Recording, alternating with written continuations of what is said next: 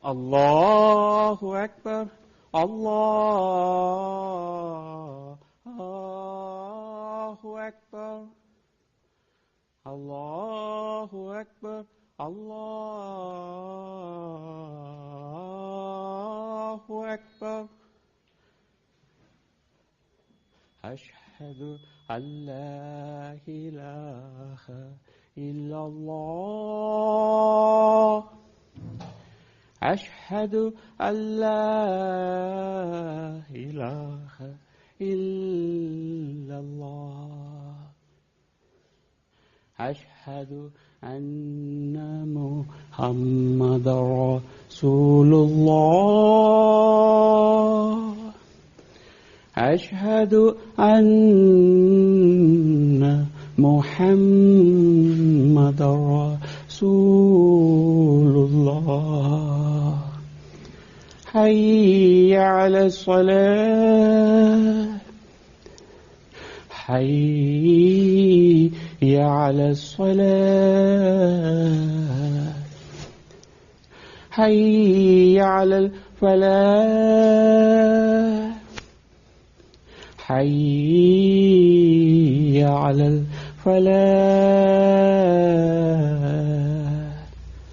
الله أكبر. الله أكبر. لا إله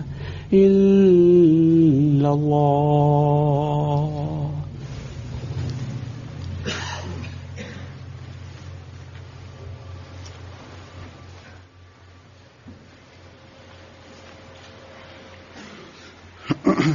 السلام عليكم ورحمة الله.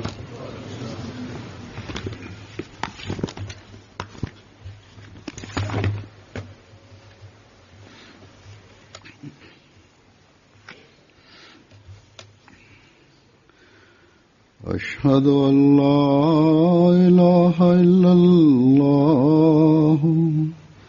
وحده لا شريك له وأشهد أن محمدا عبده ورسوله. أما بعد فأعوذ بالله من الشيطان الرجيم. بسم الله الرحمن الرحيم. الحمد لله رب العالمين.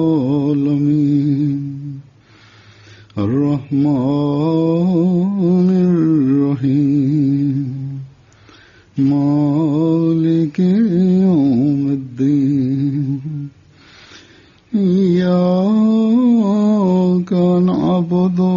وإياك نستعين. اهدنا الصراط المستقيم. صراط الذين أنعمت عليهم غير المغضوب عليهم ولا الضالين. في بيوت أذن الله أن نرفع ويذكر فيها اسمه يسبح له فيها بالغدو والآصال. رجال لا تلهيهم تجارة ولا بيع عن ذكر الله وإقام الصلاة وإيتاء الزكاة. يخافون يوما تتقلب فيه القلوب والأبصار. ليجزيهم الله أحسن ما عملوا ويزيدهم من فضله. والله يرزق من يشاء بغير حساب.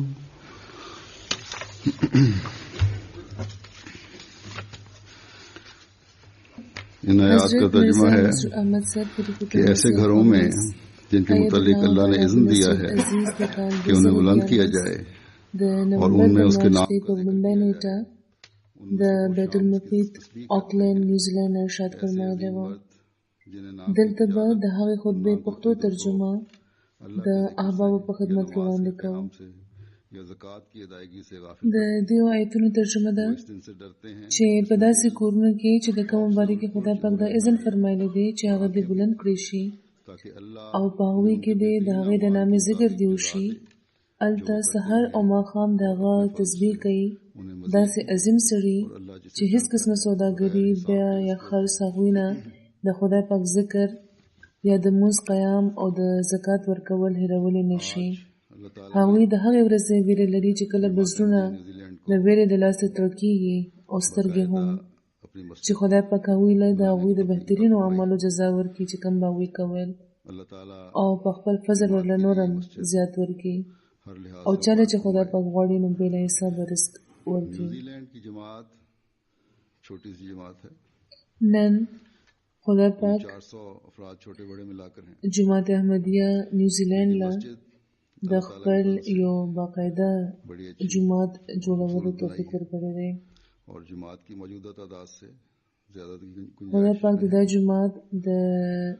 جماعت لپاره په هر لحاظ مبارکه کړي.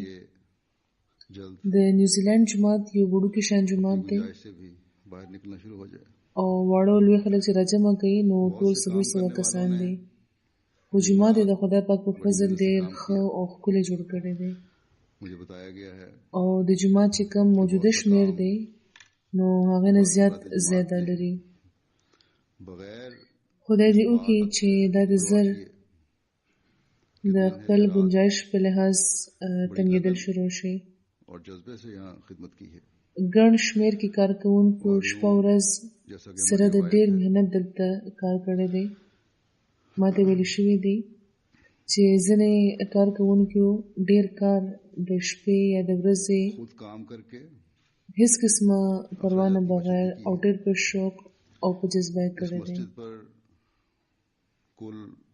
مسجد ہال اور دوسری چیزیں ملا کے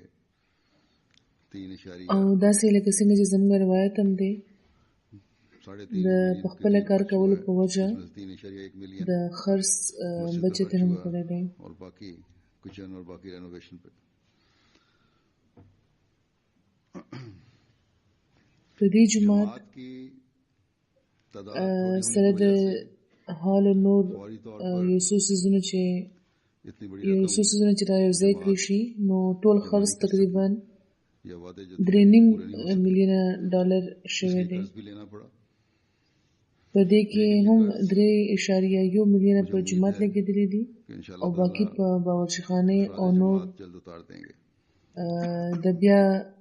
د سره نوي کولو په کار لګېدلي دي. د جماعت شمیر چونکې لږ دی نو ځکه په فوري طور دومره لوی رقم دوی په خپله نشو راغونډولی یا وعدې چې کومې شوې وې هغه پوره نه کړی شوې نو ځکه قرض هم اخیستلی شوی دی. خو دا قرض زه امید لرم چې د جماعت خلک به زر ختم کړي. مسجد کا تحفہ کم از کم ضرور اللہ تعالیٰ کے حضور پیش کیا جائے. سخت کال دلته د جماعت د قیام 15 کاله پوره شو نو ځکه د جماعت ډېر خواهش شو او زه پوهېږم چې دا خواهش به یقینا وي نو د دوی خواهش و چې د لږ شمېر نه باوجود کم نه کم د یو جماعت تحفه دی خدای پاک ته وړاندې کړی شي. د خدای پاک د کور د تعمیر په صورت کې دی دا تحفه وړاندې کړی شي.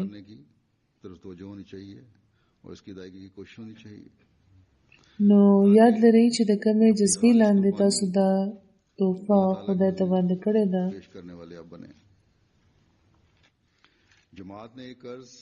نو پکار نه ده چې دا د قرض تحفه وي بلکې زر تر زره د دې قرض د ختمولو طرف ته پام پکار دی او کوشش پکار دی چې دا خلاص کړي چې د خدای مخې ته خپله خالصه قرباني وړاندې کوونکي تاسو شئ. वो देर से कुर्बानियां अदा हों جومات دا قرض په دې تمه रजा हासिल करने वाले बने. او په تاسو د حسن زن سره اخیستی دی सल्लल्लाहु अलैहि वसल्लम ने फरमाया है چې تاسو به په जिसने इस خپلو दुनिया में खुदा ताला का घर बनाया अल्लाह ताला قربانیو د جومات उसके جوړوي. घर बनाएगा. बस कौन है जो खुदा ताला की जन्नत का हसूल न चाहता हो, که دا قربانۍ لګي ناوخته هم پوره شوي जन्नत में घर न او داسې بیا د خدای پاک رضا حاصلونکي تاسو شئ. कोई رسول الله صلی الله علیه و آله وسلم فرمایلی دی چې چا په دې دنیا کې د خدای پاک کور جوړ अल्लाह کو ताला की रजा हासिल نو करने خدای پاک به ور لپاره په جنت کې یو کور جوړ کړي. वो نو څوک به داسې وي چې د خدای پاک खुदा جنت حاصلول نه غواړي، इनाम के तौर पर ځان لپاره په جنت کې یو کور نه غواړي. रखता हो. یقینا چې یو احمدي दिया कि ये खूबसूरत دا سوچ قدر نشي کولی जगह पाई जाती है. چې هغه د خدای پاک رضا ترلاسه کوونکی دی نه وي माली कुर्बानी में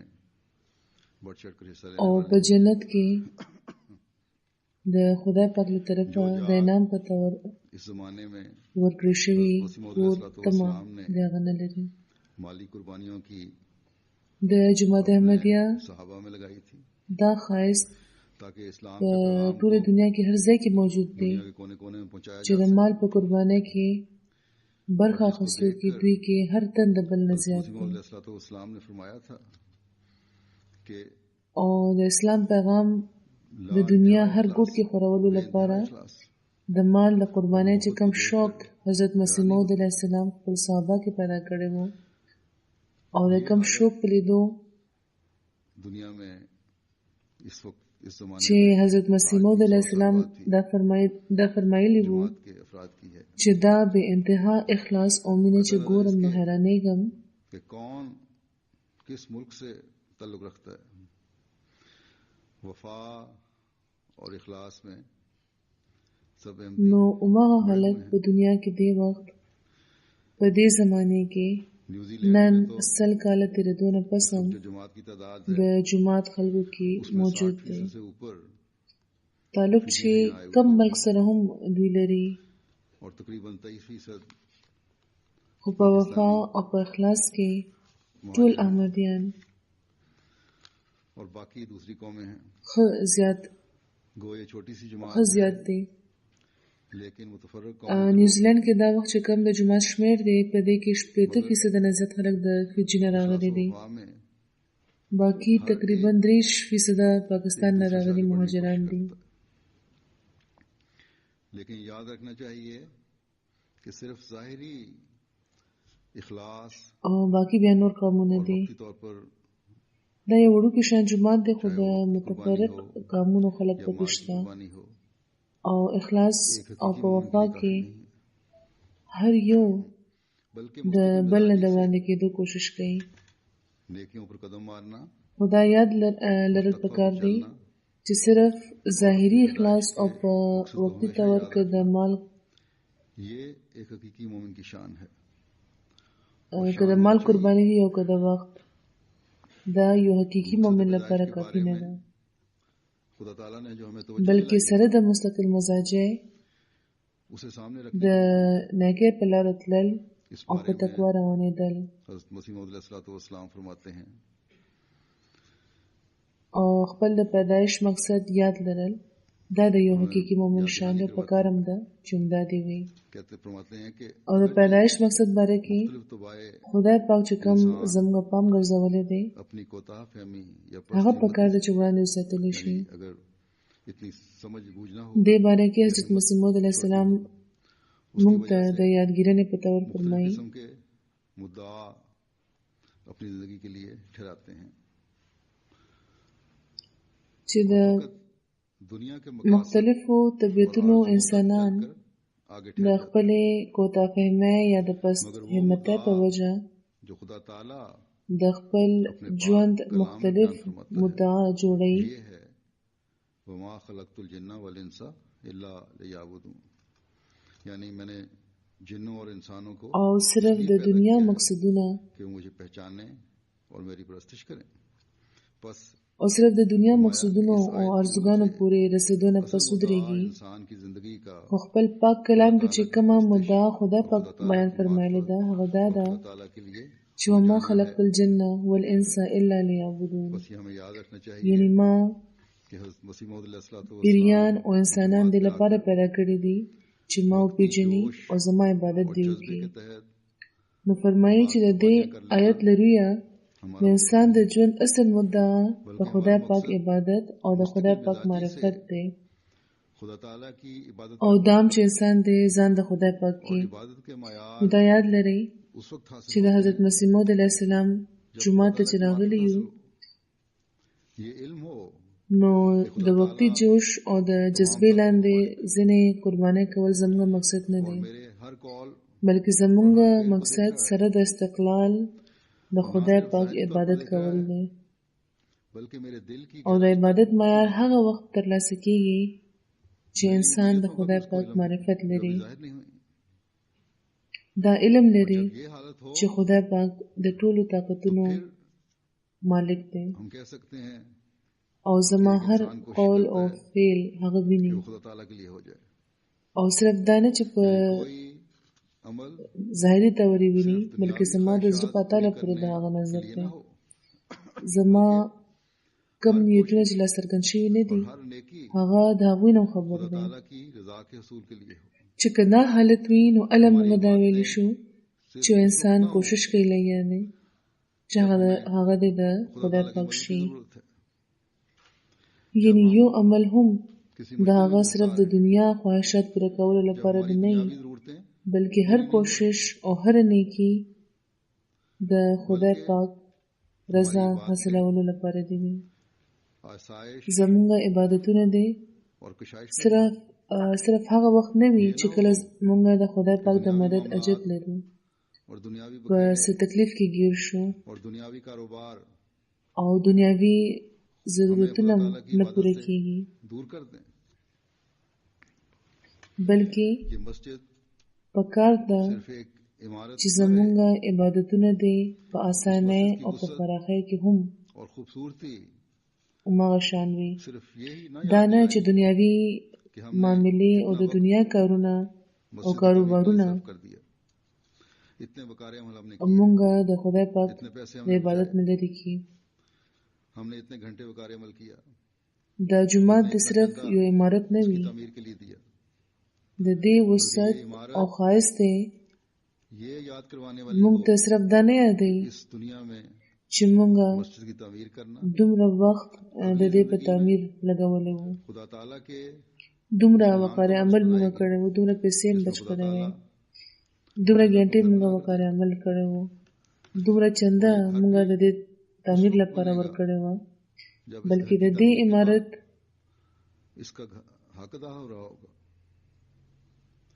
بلکې دا عمارت پکار دی چې مونږ ته دا یادوي چې په دې دنیا کې جومات جوړول به مونږ په هغه بل ژوند کې د خدای پاک د هغه انعاماتو وارثان کې چې خدای پاک براله په جنت کې کور جوړ کړي. او هغه کور به اله جوړیږي چې کله د دې کور جوړولو نه پس د دې د تعمیر حق هم پوره کړی شي. او د جومات حق د خدای پاک په هغه ارشاد باندې عمل په ذریعه پوره کیږي چې خدای پاک په هغه آیتونو کې ذکر کړی دی چې د کوم موس تلاوت کو. خدای پاک فرمایي چې لا تلهیهم تجارت ولا بیع، چې د خدای پاک حقیقي مؤمنان هغه دي چې د خپلو تجارتونو او د خرڅ او د بیع د لاسه غافلېږي نه. او څنګه نه غافلېږي؟ فرمایي چې ان ذکر الله، د خدای پاک ذکر او د مونځ د قیام او د زکات ورکول نه. نو موږ احمدیان به هغه حقیقي مؤمنان جوړېږو چې دا خوبه لري.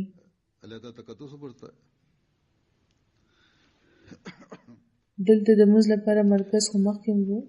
خو د مرکز او د باقاعده جومات ترمنځ یو ظاهري فرق هم وي. مرکز یو حال وو او په جومات کې یو ګنبد هم وي او میناره هم لري او د جومات د نامې په وجه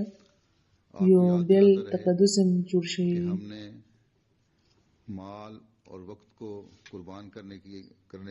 په خپلې لومړۍ دورې کې چې ما تاسو ته ویلي وو چې باقاعده دلته جومات جوړ کړئ، نو یو مقصد مې دا وو چې د جومات میناره او ګنبد به تاسو ته یادوي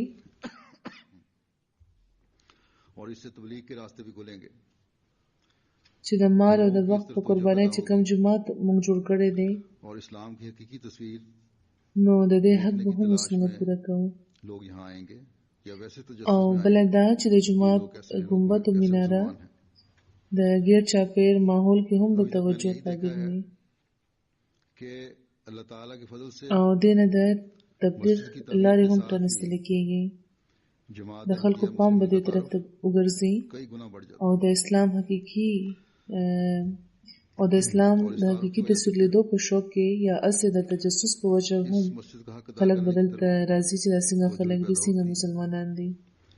تر اوسه خو ما هم دا لیدلی دي چې د جومات جوړېدو سره سم د جومات احمدیه تعارف هم ډېر زیات شي او دې تعارف په وجه بیا د دې جومات حق پوره کولو تري هغوی بیا د دې جومات حق پوره کوونکي شي. د جومات د خلکو دې طرف ته پام پیدا شي او پیدا کېدل پکار هم دی چې موږ به دا حق پوره کوو. او د جومات حق څه دی؟ لومړی حق خو دا دی چې ستاسو سوداګرۍ، ستاسو کاروبارونه، ستاسو مصروفیات دی تاسو د خدای پاک د ذکر نه د لرې کولو وجه نه ده کېدل پکار، بلکې عمده تجارتونه دی ستاسو پام د عبادت او د ذکر طرف ته وګرځئ. کله چې د حي علی الصلاة اواز در باندې وشي نو یا خلکا مونځ له ورشئ. کاروبارونه هغه وخت هیر کړئ، ټول تجارتونه هیر کړئ او جومات طرف ته منډه کړئ. اوس په دې زمانه کې څوک دا ویلی شي چې موږ خو ډېر لرې یو او بانګ هم دننه کېږي او اواز نه را رسي، او کوم اواز کې چې نن بانګ ویلی شوی دی نو خو دومره ورو چې د حال دننه هم په ګرانه اورېدله کېدو. نو دې لپاره بیا څه کول پکار دي؟ نو دې لپاره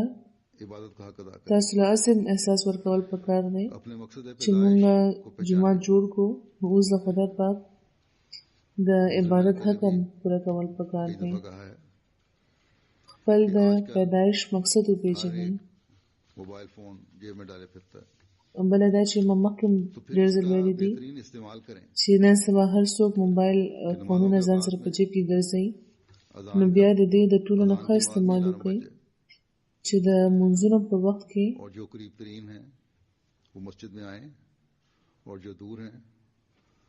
د بانک په اواز کې د الارم وغږېږي او کم خلک چې بیا جوخت اوسېږي هغوی د جومات ته راشي او کم چې لرې دي هغوی د منځونو کولو طرف ته پام وکړي. کومو ځایونو کې چې تاسو کار کوئ هلته چې تاسو ښه په خیال منځونه کوئ نو د ګیر چاپیر خلکو پام به ستاسو طرف ته وګرځي چې دا څوک خلک دی.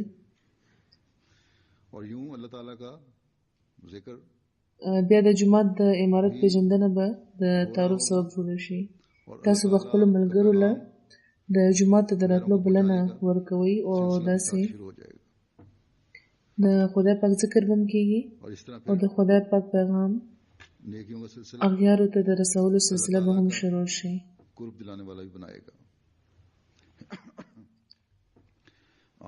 او داسې د نیکیو دا سلسله به موږ خدای پاک ته د جوختولو سبب جوړه شي. رسول الله صلی الله علیه و آله وسلم دا انقلاب هم په خپلو صحابیانو کې پیدا کړی و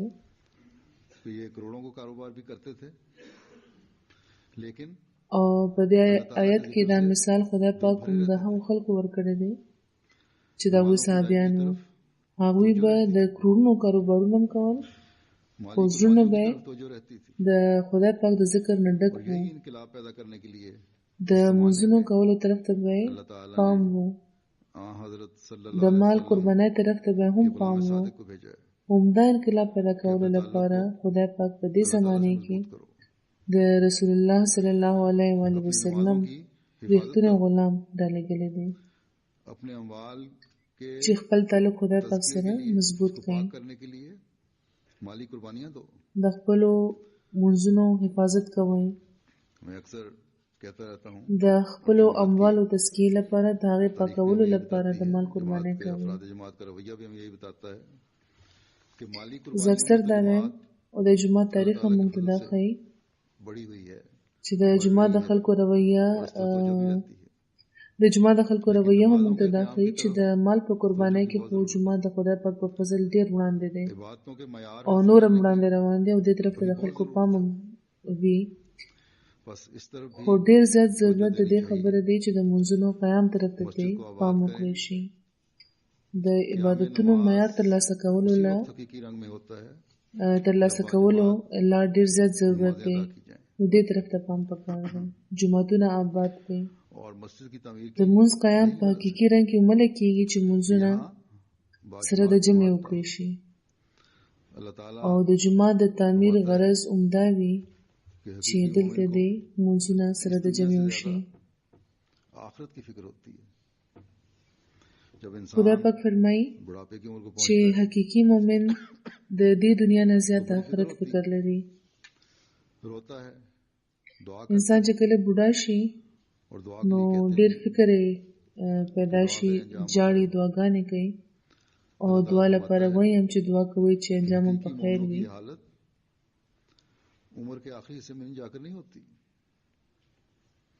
نو خدای پاک فرمایي چې د حقیقي مومنانو دا حل د عمر په آخري برخه کې نه وي بلکې د خدای پاک طرف ته د هغوی توجه، عبادت طرف ته د هغوی توجه او د خپلو زړونو د پاکولو کوشش هغوی په ځوانۍ کې د ځوانۍ او د اسانۍ په زمانه کې هم خدای پاک هغوی ته یاد وي. سحر ماښام هغوی خدای پاک یادوي او دا ځکه چې د آخرت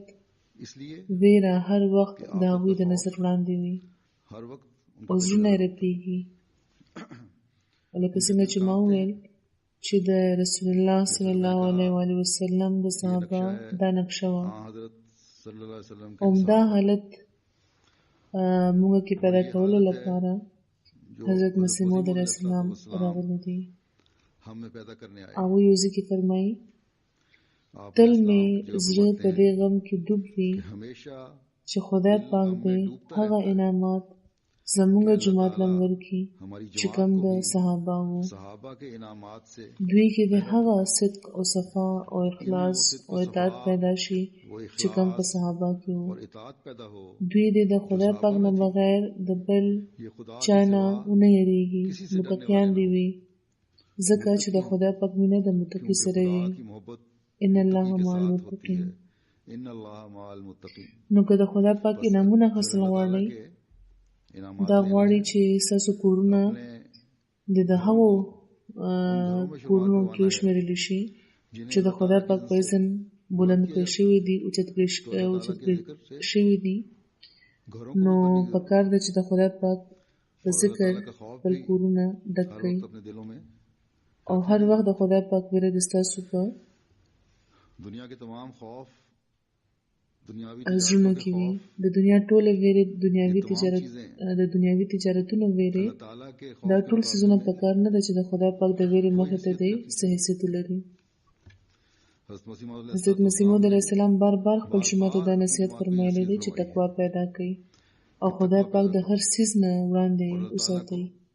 هغوی فرمایي دا الفاظ خو زما دي خو هغوی دې مفهوم خبره کړې ده چې کېدای شي چې په دنیا پسې روانېدو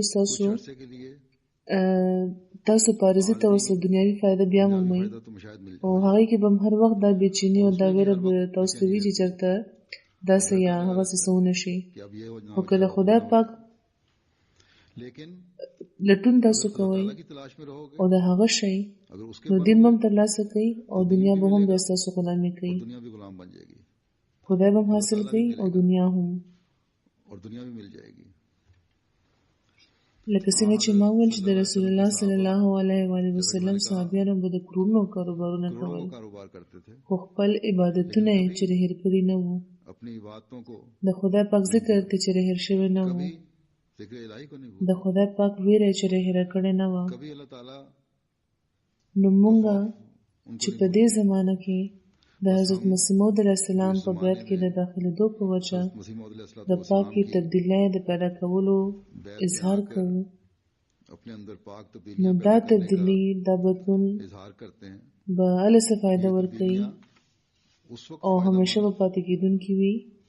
چې دا حقیقي رنګ لري صرف د خولې خبرې دې نه وي تش د ژبې اقرار دې نه وي خدای پاک فرمایي چې که دا تبدیلی تاسو په حقیقت کې پیدا کړلې په تقوا باندې روان شوئ ستاسو مونځونه په وخت او د خدای د رضا لپاره شول او ستاسو نور اعمال هم د خدای د رضا لپاره شول نو الله به د خدای پاک وړاندې ستاسو جزا ترلاسه کوونکي وي تاسو به دنیاوي رزق هم ورکړي کېږي او روحاني رزق هم خدای پاک دا نه دی ویلي چې د دنیا کارونه مه کوئ بلکې خدای پاک دا فرمایي چې د خدای یاد مه هېروئ دا نه چې د دنیاوي کاروبارونو د لاسه تاسو خپل مونځونه ضایع کړئ او د خپل د پیدایش مقصد هېر کړئ حضرت مسیح موعود علیه السلام یو ځای کې فرمایلی دي چې که داسې ده چې تاسو مونځونه هېروئ لګیا یې په دنیا کې ډوب یې نو بیا ستاسو او د پردو ترمنځ څه فرق دی د دې بیعت بیا څه فایده ده نو دا زموږ ذمهواري ده چې دا فرق ښه څرګند کړو که موږ ځان د حضرت مسیح موعود علیه السلام په بیعت کې شامل ګڼو نو بیا دا فرق به څرګندول پکار وي او دا به هله واضحه کېږي چې موږ خپل هر عمل او قول د خدای پاک د رضا مطابق کوو کله به چې زموږ په زړونو کې د خدای پاک ویره وي زموږ نظر به د دنیا نه زیات د آخرت طرف ته وي حضرت مسیح موعود علیه السلام دا خبره نور داسې واضحه کړې ده وی فرمایي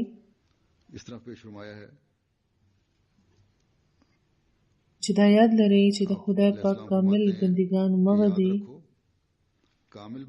چا په باره کې چې فرمایلی شوي دي چې لا تلهیهم تجارت ولا بیع عن ذکر الله چې د زړه خدای پاک سره یو ریښتونی تعلق او عشق پیدا شي نو بیا هغه نه ډولري کېږي نه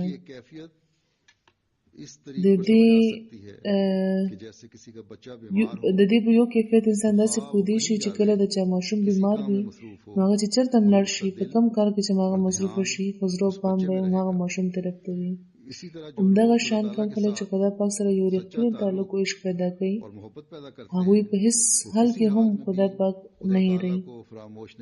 بیا هغوی یو ځای کې فرمایي چې دین او دنیا یو ځای نشي جمع کېدی او دا بالکل سمه خبره ده فرمایي خو دا هم یاد لرئ دا خبره هم یاد لرئ چې موږ دا نه وایو چې زمیندار د زمینداري نه کوي زمیندار د زمینداري پرېږدي سوداګر د سوداګري پرېږدي نوکري کوونکي د نوکري پرېږدي یا نور څه کسب کوونکي یا پیشه لرونکي د خپل کسب او پیشه پرېږدي او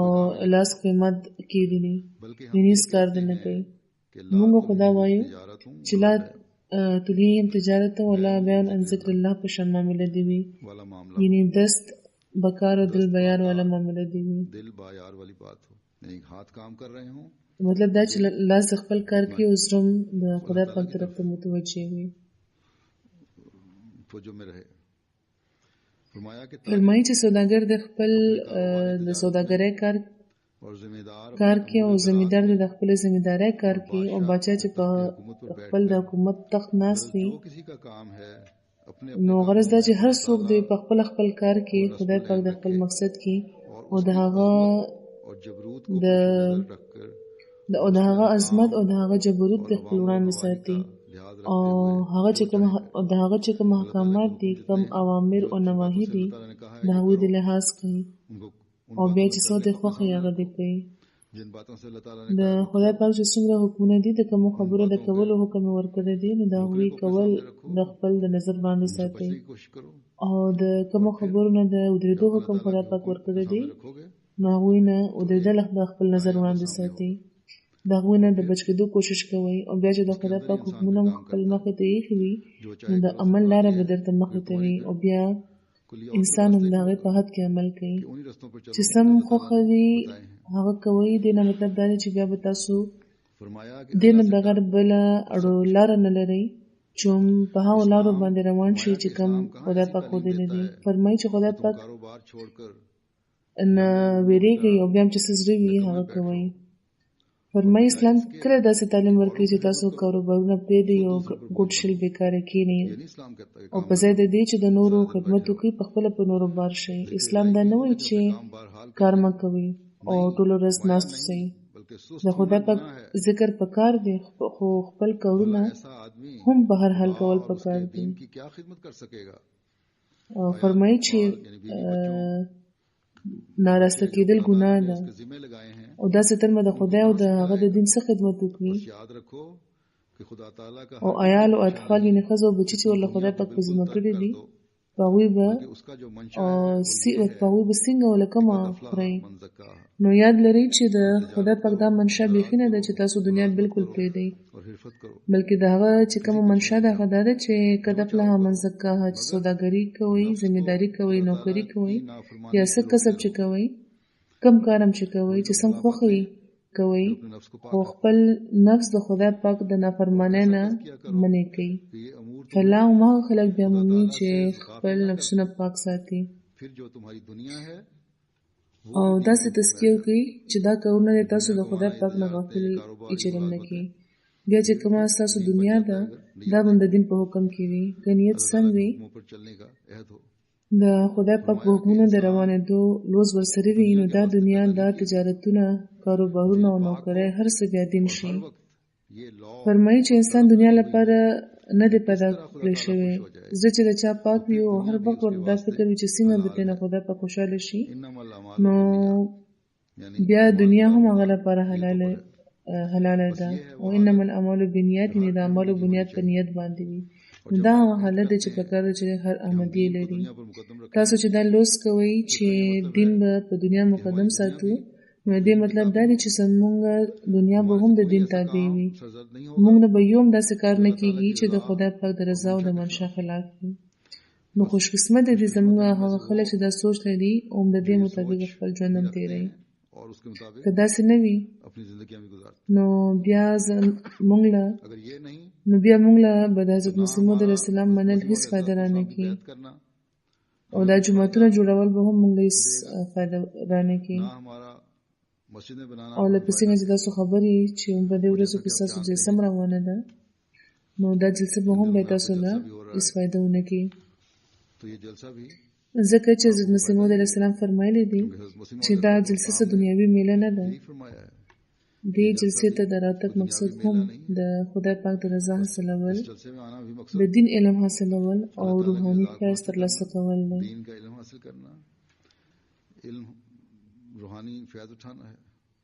نو یاد لرئ لکه څنګه چې ما وویل چې دا جومات جوړولو سره اوس تاسو کې پاکي تبدیلی هم د مخکې نه زیاتې پکار دي او همدې سره به اوس د تبلیغ هم نوې لارې وپرانستلی شي انشاءالله نو ستاسو عملي حالت لیدو نه پس د خلکو پام به د اسلام طرف ته هم وګرځي نو ځکه خپل عمل د خدای پاک د رضا مطابق د جوړولو کوشش کوئ د تبلیغ طرف ته هم زه د زری تنظیمونو د جماعتي نظام خاص پام ګرځول غواړم چې دلته هم ستاسو د تبلیغ چې کومې روایتي طریقې دي په هغوی انحصارونه کوي او په کلاره کې نه چې موږ بس څه چې کوو لګیا یو همدا کافي نه بلکې تبلیغ لپاره نوې نوې لارې ولټوئ نوې نوې طریقې ولټوئ د اسلام پیژندنه زیات نه زیات وکړئ او په موري ژبه کې چې کومه د قرآن ترجمه شوې ده هغې هم د جماعت یو تعارف وکړلو د هغوی د خپلې ژبې چې کوم ټي وي او ریډیو دی هغوی خپل خپرونو کې د لا ښه وخت ورکړی و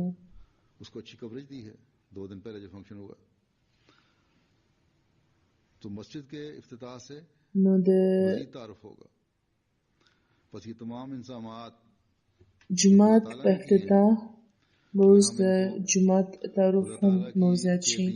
نو دا انتظامات چې خدای پاک کړي دي که دا موږ د خدای پاک د دین اشاعت لپاره استعمال کړل نو د خدای پاک رضا حاصلونکي به موږ شو نو نن د دې لوز هم وکړئ چې د خپلو د عبادتونو د حق پوره کولو کوشش به کوو د اعلی اخلاق په ذریعه د خدای پاک په حکمونو به عمل کوو او یو بل سره به هم مینه محبت او مرسته زیاتوو او دې نه علاوه د علاقې خلکو ته هم د حقیقي اسلام پیژندنه وړاندې کوو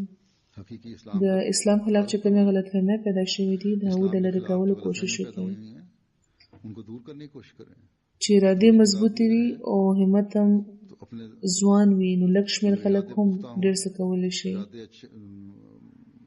خدای پاک دې د دې توفیق ټولو له ورکړي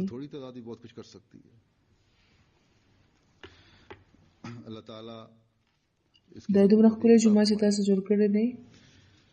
او د MTA په وسیله نن د دنیا احمدیان هم دا ګوري لګیا دي نو د احمدیانو دا خواهش وي دا دلچسپي هغوی لري چې د تفصیل د بیان کړی شي نو په اختصار به زه د جومات ځینې قواعد بیان کړم دا خو ما ویلي دي چې خرچه پرې څومره شوې ده 3.1 ملیونه ډالر د دې جومات نوم بیت المقدس دی همدا مخکې د حال نوم و او دا ځای په دې لحاظ هم ډېر ښه دی چې ریلوې سټیشن او د ښار دوه لوی موټروې د دې ځای نه یو څو منټه په فاصلې دي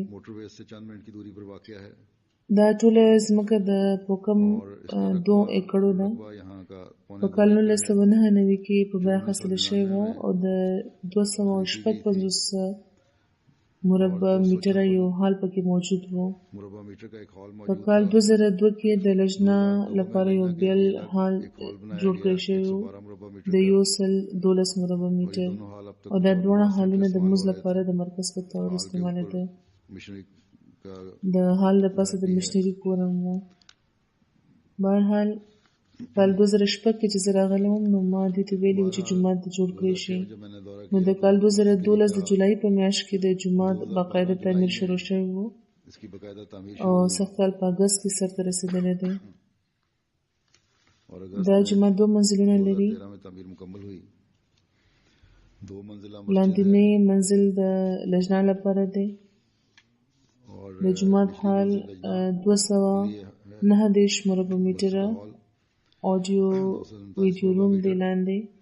کانفرنس روم شته همدغه شان نو د چرنه مغره لپاره سہولتونه دي میناره هم د بهر نه ښکاري دنیا په MTA لیدلې وي 18 میټر اوچته ده د ګمبد سایز هم 8 میټره دی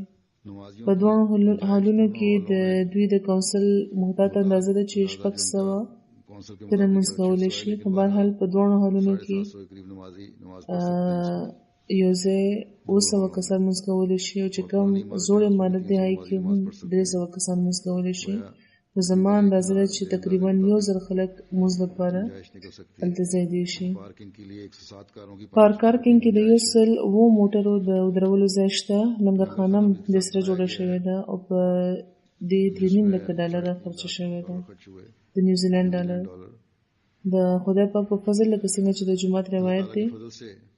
د جومات خلک د مال په قربانۍ کې د یو بل نه وړاندې ښځو هم خپل کالي وړاندې کړل ماشومانو د خپل چې خرچونه جمع کړی شوی پیسې د جماعت لپاره ورکړې وي او بیا دی وی چې دوه موقع داسې وي چې د میاشت په اخر کې د جماعت په اکاونټ کې به پیسې نه وي او کنټراکټر لا به پیسې ورکول وي نو قومي عاملې او ځینې تنظیمونو ځینې نورو خلکو به او ځینې خو د 1 لک یا هغې نه هم زیاتې ډالرې به په فوري طور جمع کړي ځینې خلکو د خدای پاک په فضل د 1 لک ډالرو نه هم زیاته قرباني کړې ده د هغوی نه علاوه هم هر چا د خپل د وس مطابق او د توفیق مطابق قربانۍ وړاندې کړي دي د غیر معمولي قربانۍ توفیق ورته ترلاسه شوی دی جماعت لکه څنګه چې ما وویل چې ډېر ورکوټی دی او خرچه ډېره شوې ده بهرحال خدای پاک د هغو ټوله له چا چې دا قربانۍ کړې دي چا چې وقار عمل کړی دی یعنې که د مال قرباني ورنه کړی شوه نو د وخت قرباني ورکړه نو خدای پاک دې د دې ټولو په اموالو په نفوس کې دې بې انتها برکت واچوي د هغوی اخلاص او وفا دې مدام زیاتوي د هغوی نسلونه دې هم تل احمدیت سره تړلي پاتې کړي او ایمان او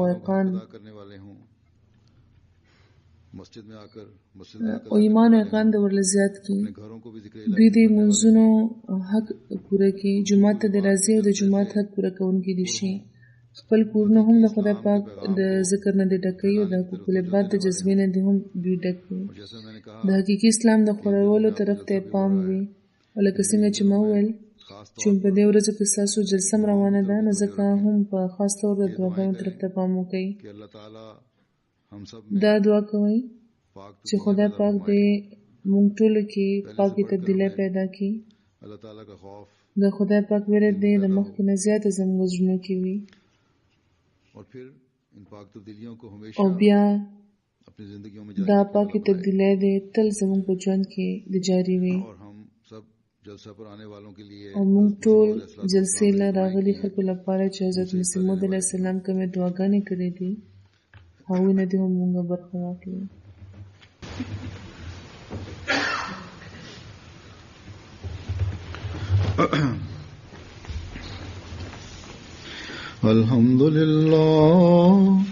الحمد لله نحمده ونستعينه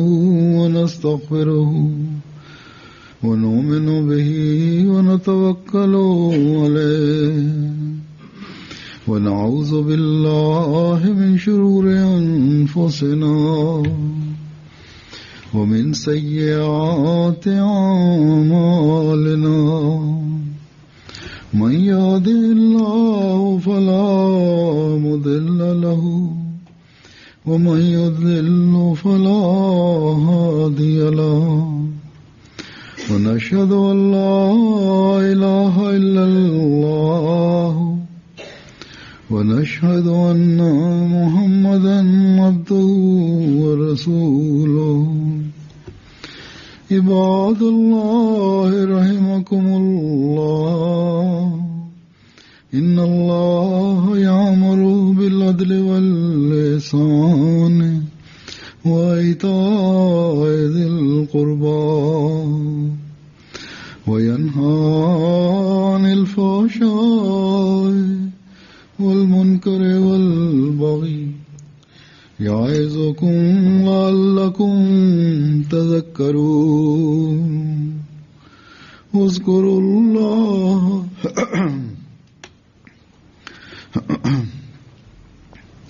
اذكروا الله يذكركم وادعوه يستجب لكم ولذكر الله أكبر